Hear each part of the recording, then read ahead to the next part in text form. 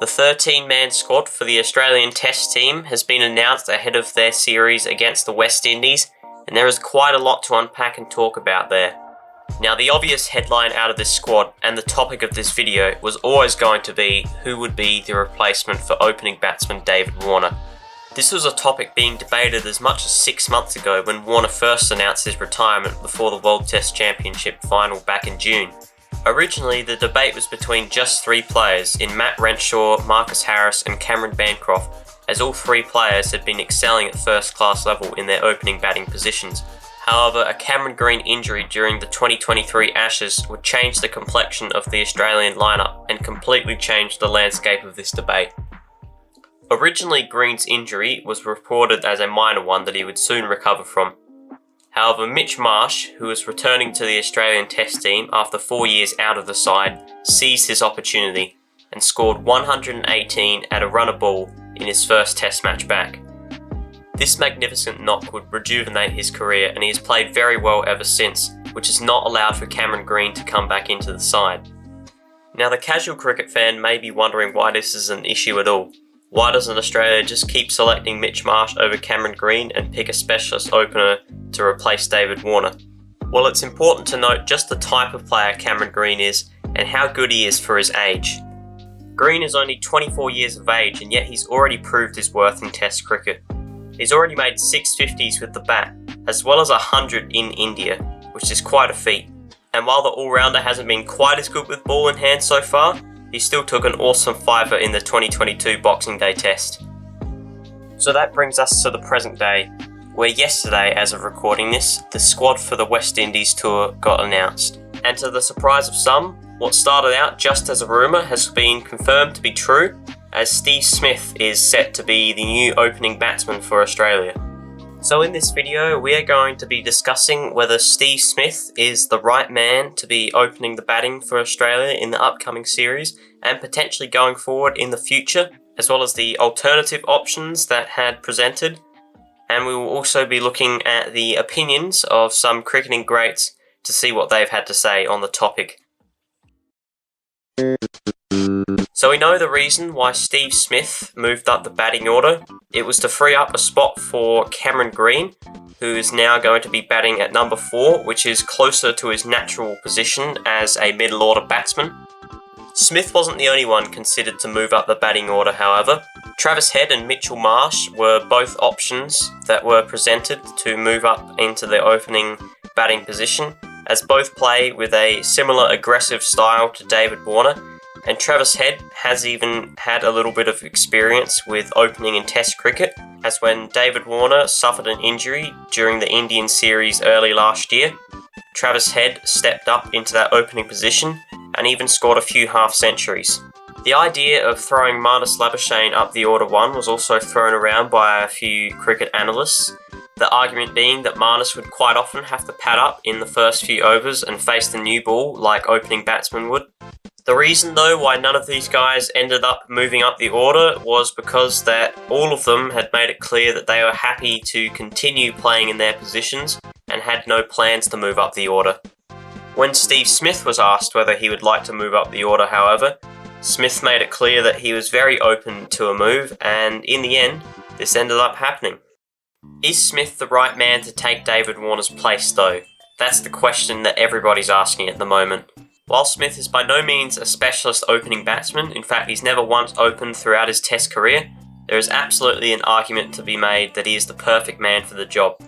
An incredible stat you can see on screen here shows that throughout Smith's career, whenever he's had to come out to bat in the first 1 or 2 overs, he has had a huge batting average of 106 across 6 innings, with 300s and a half-century, which is really just remarkable when you think about it. Below that, you can also see his batting averages at positions 3, 4 and 5 in the batting order, and you can see it's clearly highest at number 3. Is there potential for that batting average to go even higher as an opening batsman? It's possible. The other argument you could make for this being a positive move to have Steve Smith go up to the opening position is that 2023 wasn't the best year for Smith, at least not personally. He was averaging 42 with the bat, which is still pretty decent. However, it's below his very lofty standards. So Could a move up the batting order rejuvenate the last part of his career? I certainly think it could, especially with a series up against the very young and inexperienced West Indies team. There's 7 uncapped players in their squad, so if Steve Smith can have a couple of really good innings, or even just one really good innings where he scores a big 100, maybe even a double 100 in his new opening position, then I believe that he can really get a lot of confidence out of that and get back to playing some of his best cricket towards the end of his career. Now, on the other hand, there is a chance that this new experiment doesn't work out, and with Steve Smith being 34 years old, it's a potential to be a catalyst for the end of his career, and it could end his career on a bit of a sour note. So if he doesn't fire in this next series against the West Indies, there is a chance that we could be seeing the end of Steve Smith soon. But on the other hand, I think that this also has a chance to maybe prolong his career just a little bit longer, and there's every possibility that Smith becomes one of the best openers in the world. I mean, Michael Clarke would certainly agree. He reckons he could break the all-time highest test score. Now that we've talked about Steve Smith, I think it's about time we look at the other candidates for this role and discuss whether any of those would have been a better option than having Steve Smith open. So the 3 other players in contention for this opening spot were obviously Bancroft, Renshaw and Harris. Now, a lot of people thought that Bancroft would be the best replacement for David Warner.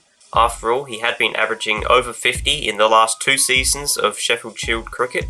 We know now, obviously, that Bancroft wasn't selected, which came as a surprise to a lot of people.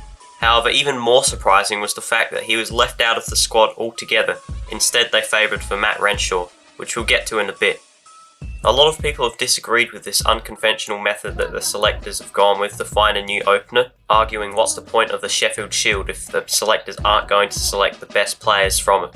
While I can understand this point of view, personally I think it is more important now for the Australian selectors to focus on the future of Australian cricket as opposed to rewarding the best Shield cricketers. Because at the end of the day, Bancroft and Marcus Harris are both 31 years old, while Renshaw is only 27, which still isn't young by any means. So these players aren't going to be the future of this Australian team. Maybe they'll be around for 3, 4, 5 more years, a bit longer in Renshaw's case. However, they are not going to be pillars of the next era of Australian cricket, and they're not going to be players that we build a team around. Cameron Green, on the other hand, is only 24 years old and potentially has another decade of cricket ahead of him. And in the opinion of some cricketing greats, Green has the potential to be one of the best Australian all-rounders ever. So it is absolutely critical to get him back in the team as soon as possible, and I believe that the selectors have done a good job with this. Now, just quickly before we end off the video, I want to briefly talk about the Renshaw versus Bancroft debate, because obviously Bancroft got completely left out of the squad for the upcoming series against the West Indies, whereas Renshaw did find himself with a spot, although he won't be playing, at least not in the first match, unless there's some other injury that happens to the list. Now, Bancroft has been the clear standout in the last 2 seasons of the Sheffield Shield, so a lot of people have put down them not selecting him due to the Sandpapergate incident, which happened a number of years ago, but I don't believe that this is the case, because despite Bancroft's really good Sheffield Shield form, Renshaw in tour matches has been much better. He made 136 not out in the previous Prime Minister's 11 match against Pakistan, and that was against the bowling attack, which actually was pretty competitive with the Australian Test team.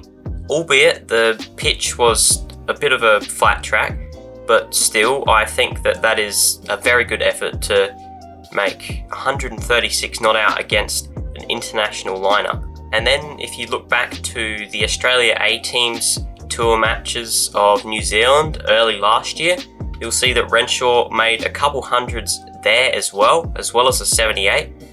So it's clear that Renshaw has been in better form against international lineups and international bowling attacks. So that is the main reason I believe that they chose Renshaw ahead of Bancroft, even though Bancroft has been better in the Sheffield Shield. So that'll be it for today's video, everybody. Hope you did enjoy. Let me know in the comments below what you thought of the video, whether you think that Steve Smith should be opening the batting or whether it should be somebody from the Sheffield Shield. Comment down whether you think that Cameron Green is really that important to the Australian team. And if you did like the video, be sure to leave a like and subscribe, and I'll see you all in the next one. Bye.